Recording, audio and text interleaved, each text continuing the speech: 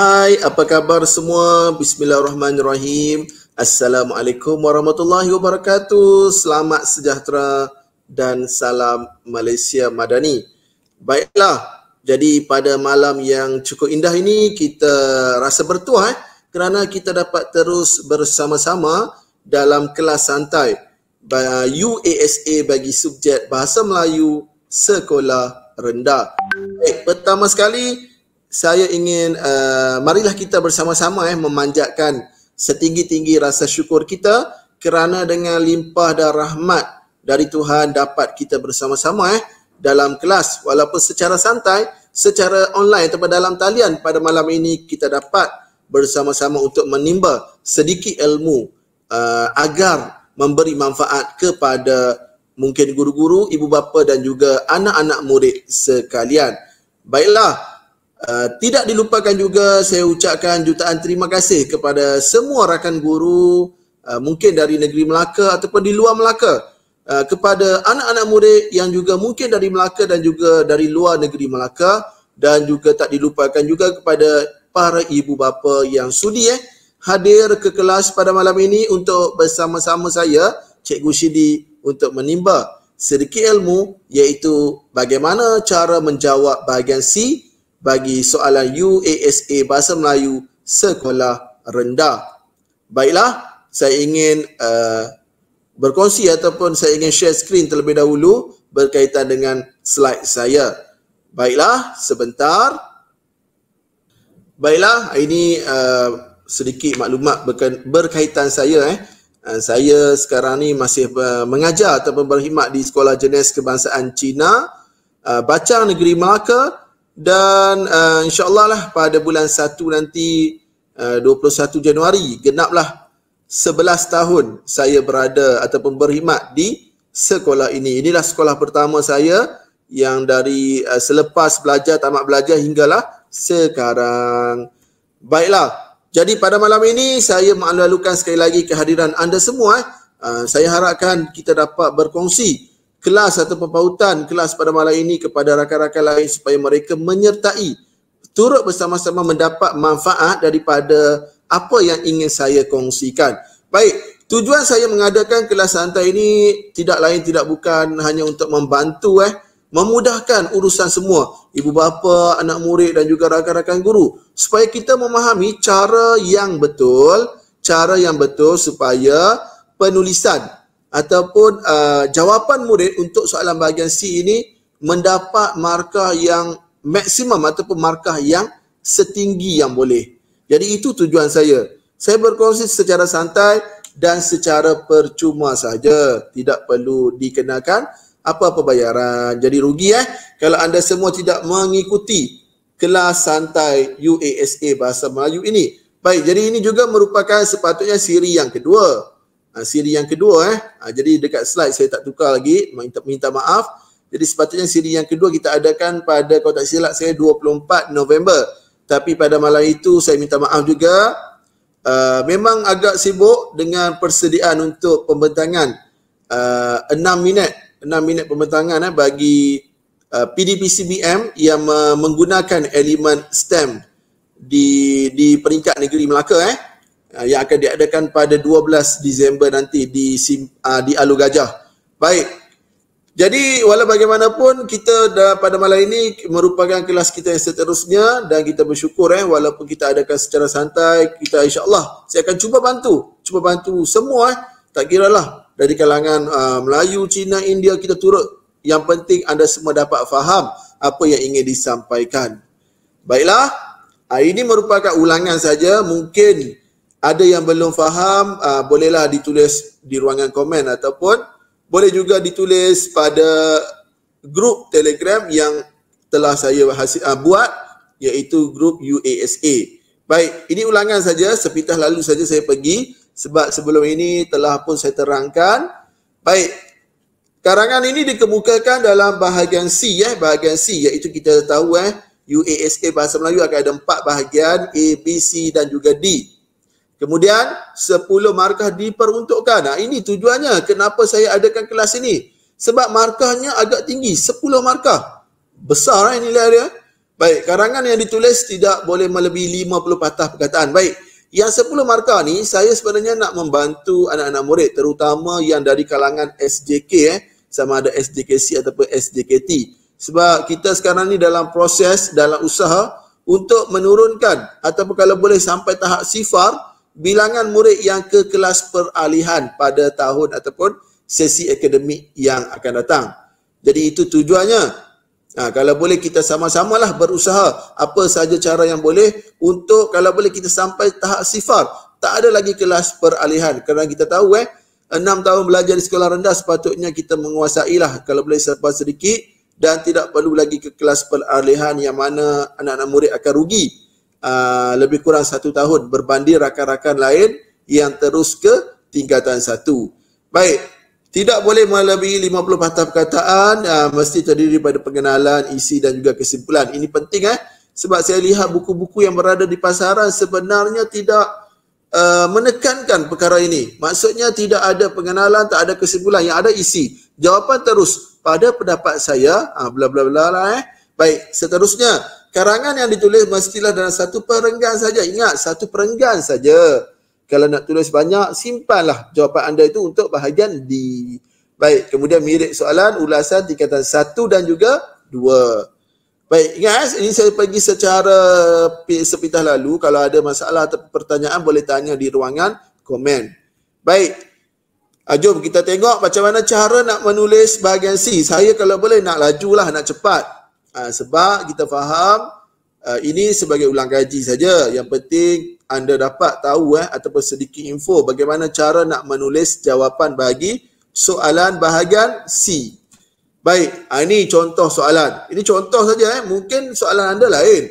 Okey, grafik di sebelah. Sepatutnya grafik di bawah. Tapi bila bentang dalam slide ini, saya gunakan perkataan di sebelah lah. Menunjukkan kebersihan dalam soal makanan.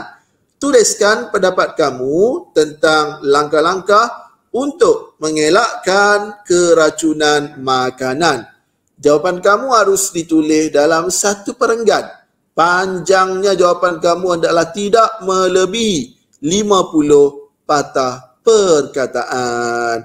Baik, jadi soalan ni saya nasihatkan bacalah banyak kali. Berapa kali? Saya tak tetapkan 2 ke 3 kali ke, tapi lebih daripada sekali. Lagi banyak lagi bagus supaya anda faham apa sebenarnya kehendak soalan.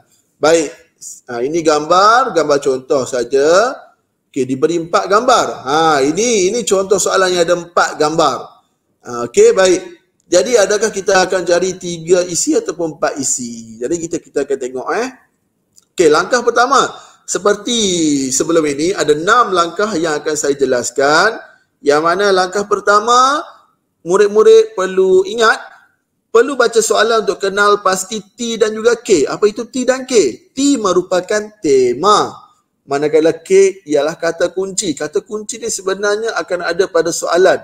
Kebiasaannya dalam ayat yang kedua. Ayat kedua nampak ni. Jadi langkah-langkah. Ini kata kuncinya. Baik. Contoh kata kunci yang lain, punca, kesan, langkah, cara, ciri, faedah, kebaikan, manfaat, kepentingan. Banyak lagi kalau ada. Okey, baik. Itu contoh ciri-ciri, contoh kata kunci. Baik. Kemudian kenal pasti tema. Kita tengok contoh. Ini temanya. Kebersihan dalam soal makanan.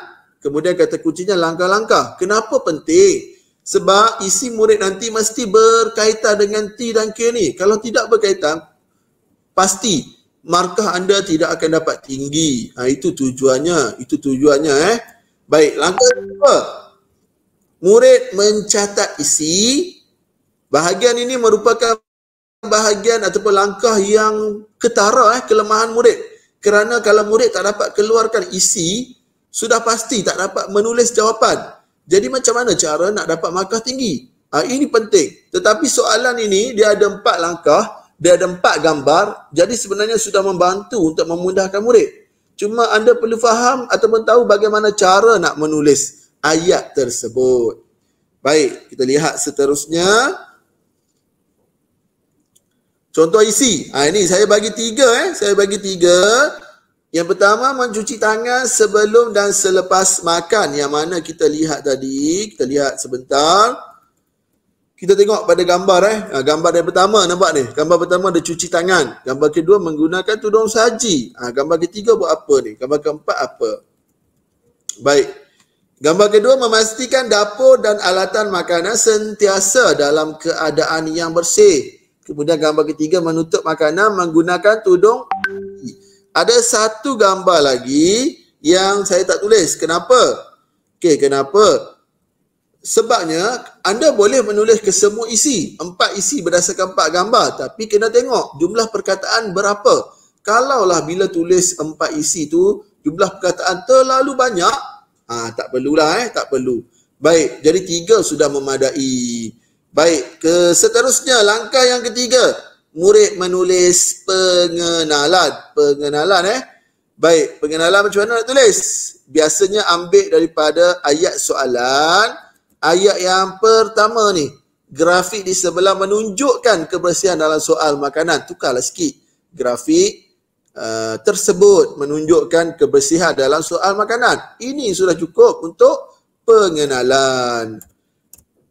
Baik, nampak gambar tersebut, grafik tersebut menunjukkan kebersihan dalam soal makanan. Lengkap, sudah cukup untuk pengenalan. Okey, langkah yang keempat.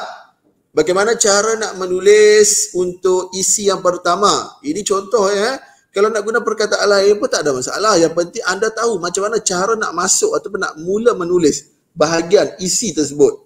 Perenggan tetap satu, tapi cara nak menulis bahagian isi. Jadi, untuk memudahkan anda, gunalah perkataan antara. Senang. Tak perlu kita nak pening, nak fikir apa perkataan lain. Guna antara.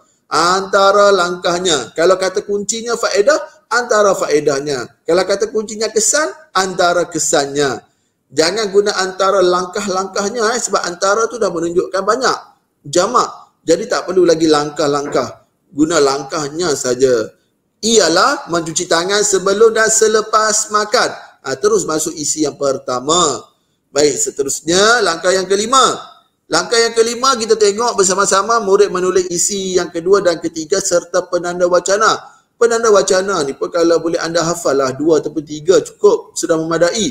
Tak perlu nak hafal banyak-banyak, nak ingat sebanyak mungkin penanda wacana. Tak perlu. Sudah memadai kalau anda ingat 2 ataupun 3 saja. Baik, kita tengok. Saya guna perkataan ataupun penanda wacana selain itu.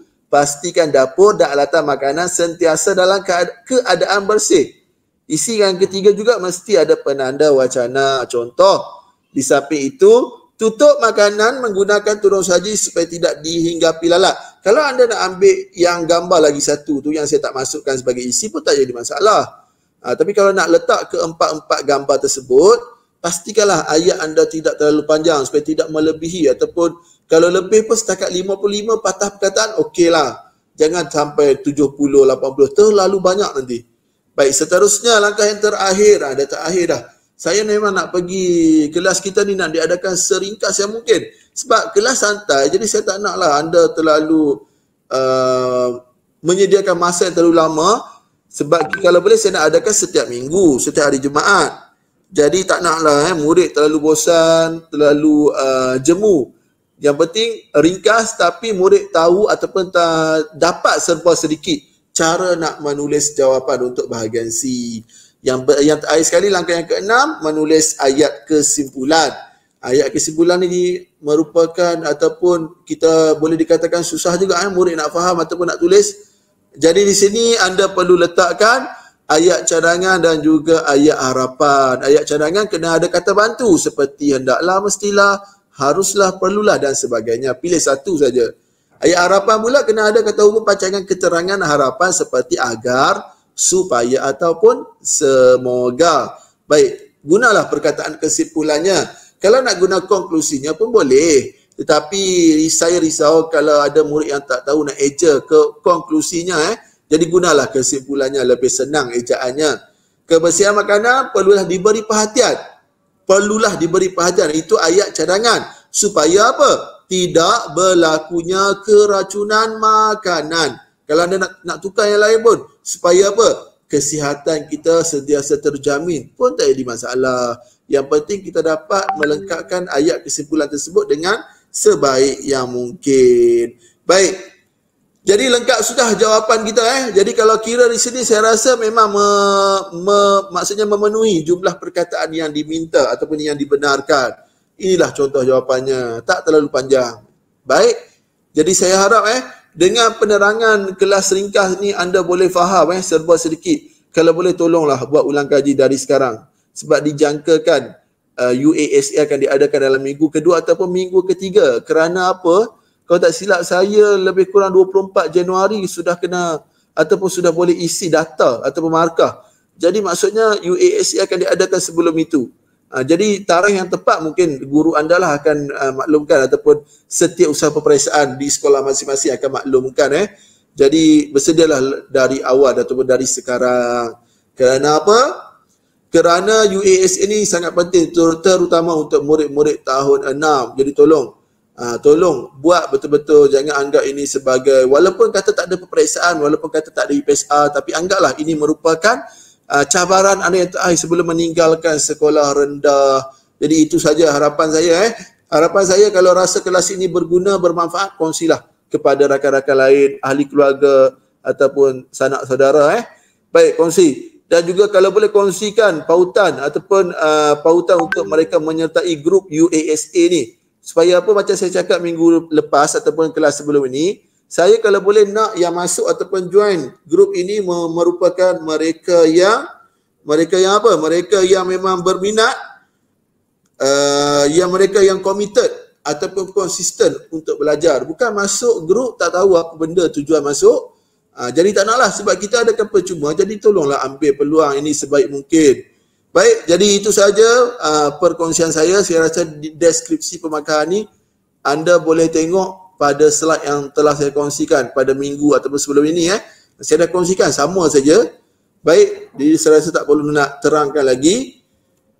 Baik, jadi itu saja untuk kelas pada malam ini. Terima kasih sekali lagi, jutaan terima kasih yang tak terhingga saya ucapkan kepada anda semua. Jadi saya harap tolong dapatkan ataupun buatlah soalan ini ataupun buat latihan.